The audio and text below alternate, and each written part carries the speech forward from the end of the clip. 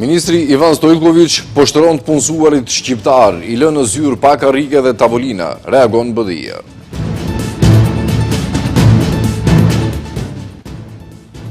Kryetari i Kuvendit Afrim Gashi tha se Kuvendi nuk është makineri votimi dhe se praktika e procedurës së shkurtuar duhet të reduktohet.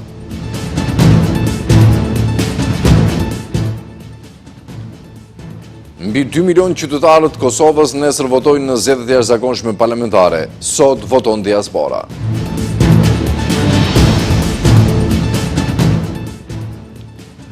Shkupi mikpritës I një spektakli të madh të mundjes tradicionale. Në kryeqytet arritën bashkëpelivanët e Turqisë.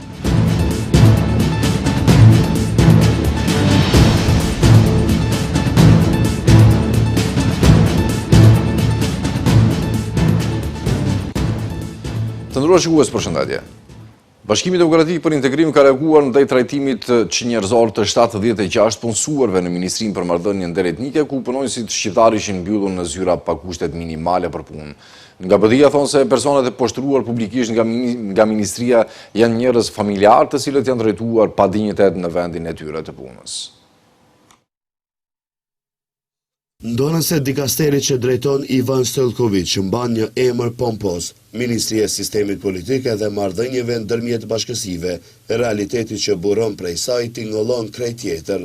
Në vende që të jetë një urmir kuptimi, fjalët të bashkëjetese dhe barazi mbeten vetëm dekor institucional, pasi preceptohet se më shumë shërben për përçarje se sa për bashkim.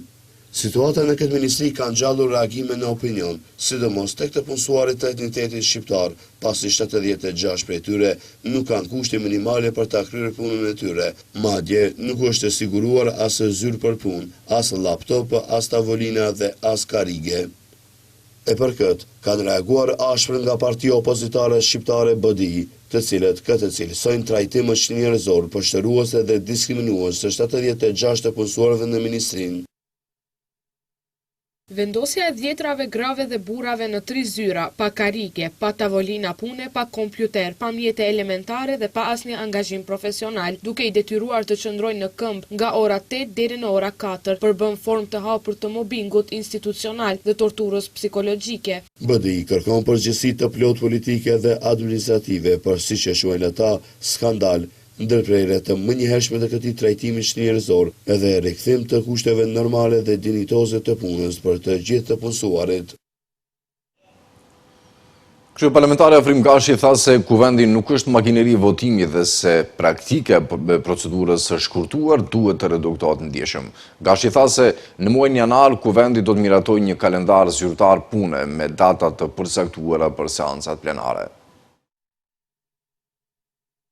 Kryetari I Kuvendit Afrim Gashi paralajmëron ndryshim të qasjes në miratimin e ligjeve, duke theksuar se praktika e procedurës së shkurtuar duhet të reduktohet ndjeshëm. Sipas tij, kjo mënyrë e punës e kufizon transparencën dhe përjashton publikun dhe ekspertët nga procesi I ligjvënës. Si hap konkret, Gashi në një intervistë për Mian njofton se në muajin janar Kuvendi do të miratojë një kalendar zyrtar pune me data të përcaktuara për seancat plenare. Qëllimi Gashi tha se është përmirësimi I koordinimit me qeverinë dhe krijimi I kushteve që ligjet të dërgohen me kohë dhe të shqyrtohen në procedurë të rregullt. Do të propozojmë në koordinim një kalendar aktivitetesh dhe seancash plenare, sipas të cilit do të komunikojmë me qeverinë dhe ata do ta dinë saktësisht se në të cilët muaj dhe në të cilat ditë ne planifikojmë seanca plenare. Kur të duan që një ligj të miratohet, do ta dinë saktësisht kur ta dërgojnë dhe duhet sensibilizim. Unë mendoj se problemi nuk është vetëm te qeveria. Fatkeqësisht, kemi një kulturë jo cilësore ose jo të mirë në raport me bashkëpunimin ndërinstitucional dhe me Kuvendin. Për 34 deri 35 vjet janë mësuar t'i kryejnë punët më shpejt. Gashi tha se ata mendojnë se Kuvendi duhet të jetë një makineri votimi për miratimin e ligjeve, por sipas tij, kjo qasje duhet të ndryshojë. Për te reformave procedurale, Gashi bën thirrje edhe për një tranzicion vlerash në shoqëri. Ai vlerëson se Kuvendi duhet të jetë shembull pozitiv në promovimin e respektit, të tolerancës dhe etikës politike, sidomos në një klim të mbushur me polarizim dhe energji negative. Sekretari përgjithshëm i BDI-s Arbar Ademi ka reaguar ashpër ndaj deklaratave të kryetarit të gjykatës kushtetuese Darko Kostadinovski, duke cilësuar si jo profesionale dhe të rrezikshme për marrëveshjen e Ohrit dhe karakterin multietnik të shtetit. Ai akuzon se gjykata kushtetuese po shndrohet në institucion parapolitik me qasje majorizuese dhe vendimarrje të mbyllur. Ademi thekson se anashkalimi i mekanizmit të badenterit cënon të drejtat e shqiptarëve dhe barazinë kushtetuese. Sekretari përgjithshëm i Bashkimit Demokratik për Integrim Arbar Ademi ka reaguar ashpër ndaj deklaratave të ditës së djeshme të kryetarit të gjykatës kushtetuese Darko Kostadinovski. Ai i cilëson ato si dëshmin të një qasjeje jo profesionale dhe tendencioze, e cila sipas tij rrezikon seriozisht e parimet themelore të marrëveshjes së Ohrit dhe karakterin multietnik të shtetit. Ademi vlerëson se kryetari i gjykatës kushtetuese po e shndron jo vetëm veten, por edhe institucionin që drejton në një organ parapolitike majorizues në funksion të zhbërjes së graduale të marrëveshjes së Ohrit. Të thuhet se as nuk japim, as nuk marrim, ndërkohë që paralajmërohet harmonizim me kushtetutën pa transparencë dhe në kundërshtim me amendamentin 5 të vetë kushtetutës, përbën shkelje flagrante të drejtave të shqiptarëve dhe minimizim të shqetësimeve legjitime të tyre, të cilët me të drejtë shohin rrezik në një proces të mbyllur, majorizues, të një anshëm dhe pa asnjë argument profesional. Sipas tij, ky proces i mbyllur dhe pa transparencë minimizon shqetësimet e legjitime të shqiptarëve, të cilët me të drejtë shohin rrezikun në një vendimarrje të njëanshme, majorizuese dhe pa argumentim profesional. Veçanërisht problematike, Ademi e konsideron edhe qëndrimin kundër parimit të badenterit në vendimarrjen e gjykatës kushtetuese. Badenteri nuk është shpikje politike e BDI-s, por mekanizëm kushtetues për mbrojtjen e komuniteteve dhe ruajtjen e karakterit multietnik të shtetit. Ademi thekson se çdo tentativë për të nënshkaluar mekanizmat kushtetues të barazisë do të prodhojë pasoja të rënda për stabilitetin institucional dhe besimin ndëretnik në vend. Kujtojmë se të premten, kryetari i gjykatës kushtetuese Darko Kostadinovski ka komentuar mekanizmin e badenterit, duke theksuar se ky mekanizëm është i dobishëm në organet politike, siç është kuvendi, por nuk është i nevojshëm të përdoret në gjykatën kushtetuese, sepse, siç e theksoi, krijon anomali. Lanca për shqiptarët krahu i Zjadin Selës mbajti kuvendin qendror ku shqyrtua raporti i zgjedhjeve lokale dhe përgatitjet për kongresin e rregullt në vitin 2026. Sela theksoi se kongresi paraqet një fazë të rëndësishme për drejtimin dhe orientimin e ardhshëm politik të partisë.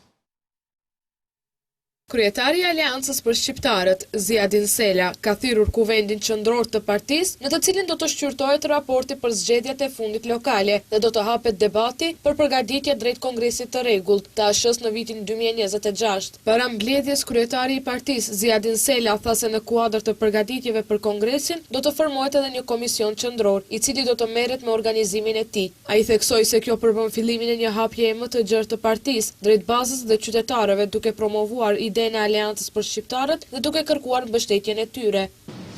Dhe ky kuvend duhet marrë vendim për shpalljen e kongresit, që sipas gjithë gjasave, duke pas parasysh që duhen lënë afat që edhe të antarsohen antarë të ri, edhe të ketë prurje të reja, dhe sipas gjithë gjasave vendimi do të jetë që është objekt që i takon kuvendit qendror, do të jetë diku nga prilli, fundi i prillit, fillimi i majit. Sela u bëri thirrje qytetarëve që të bëhen pjesë e Aleancës për Shqiptarët, duke theksuar rëndësinë e konsistencës dhe maturisë politike, si dhe nevojën për mbështetje sa më të madhe qytetare dhe angazhim të drejtë për drejtë në parti.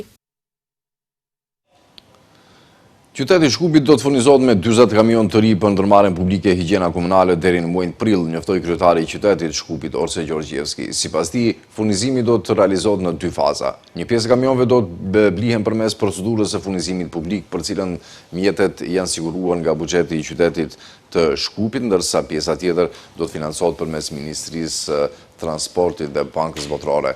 Deri në prill do t'i furnizojmë kamionet në 2 faza. Nga njëra anë, qyteti përmes higjienës komunale do të realizojë furnizim publik me mjetet ndara në buxhet, ndërsa nga ana tjetër Ministria e Transportit përmes Bankës Botërore. Kjo është një risi e madhe për qytetin sepse bëhet fjalë për kamion modern që kursejnë karburant dhe shpenzime për mirëmbajtje dhe që do t'i plotësojnë plotësisht nevojat e qytetarëve të Shkupit, deklaroi Gjorgjevski.